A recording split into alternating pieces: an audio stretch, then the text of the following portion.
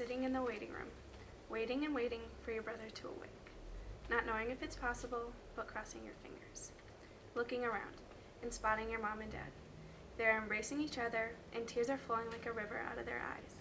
You wish to yourself that you could help. You can't, but someone else can. Organ donation. According to organdonor.gov, over 100,000 people are on the waiting list just waiting for a transplant. You could be that person to save someone like them. You should donate your organs because it helps people live fuller lives who couldn't. You can save up to 8 lives and save a family from sadness and give them happiness.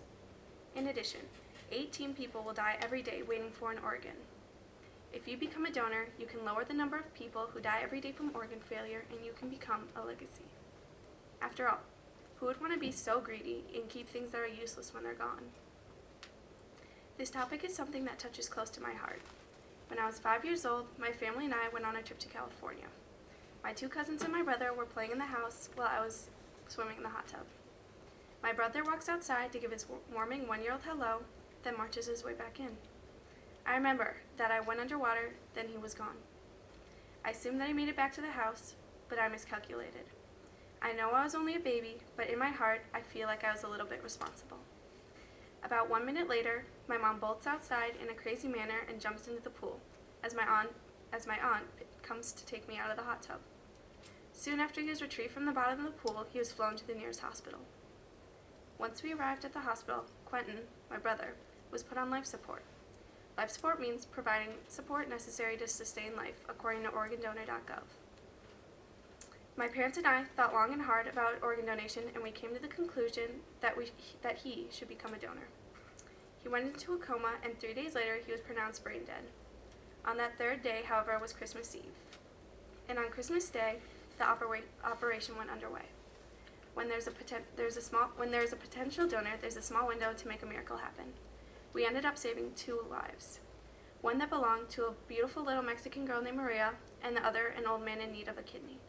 Quentin, that little 1-year-old boy, ended up saving 2 lives and also becoming a legacy. We all have the power to be the hero that he is and was now. The reality is that the number of candidates waiting continues to grow than the number of organ donors available, and only you can change this. Either way, each number represents a life: a mom, dad, brother, sister, a child, someone who is important to someone else, and maybe even you. As of May 4th, according to organdonor.gov, the percentage of recipients who are still living 5 years after their transplant ranged from as high as 74% for heart recipients to 54% for lung recipients. See how many extended lives people were given? In addition, there are more than enough people waiting for an organ to fill a large football field twice. Imagine being one of those people just waiting helplessly for an organ. My brother was honored at the Rose Bowl parade, and during that time there, we met a man who was in need of a heart and 2 lungs. He was traveling the world for a documentary about his life and organ donation. That's what I call making life matter. Donate Life just launched its nationwide campaign, 20 million in 2012. The goal is to get 20 million more people to sign up to be a donor. Sign up and join them.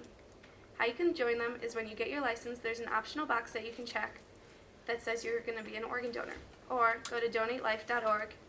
It's just a click away. You can also send gifts to the patients so they have something to remember during the life-saving time. What would be one of the most effective things that you could do is donate to the hospital or to the families, because some people can't afford the procedure. This quote truly shows by an unknown author what organ donation means to me. Don't think of organ donation as giving up part of you to keep a total stranger alive. It's really a total stranger giving up almost all of them to keep part of you alive.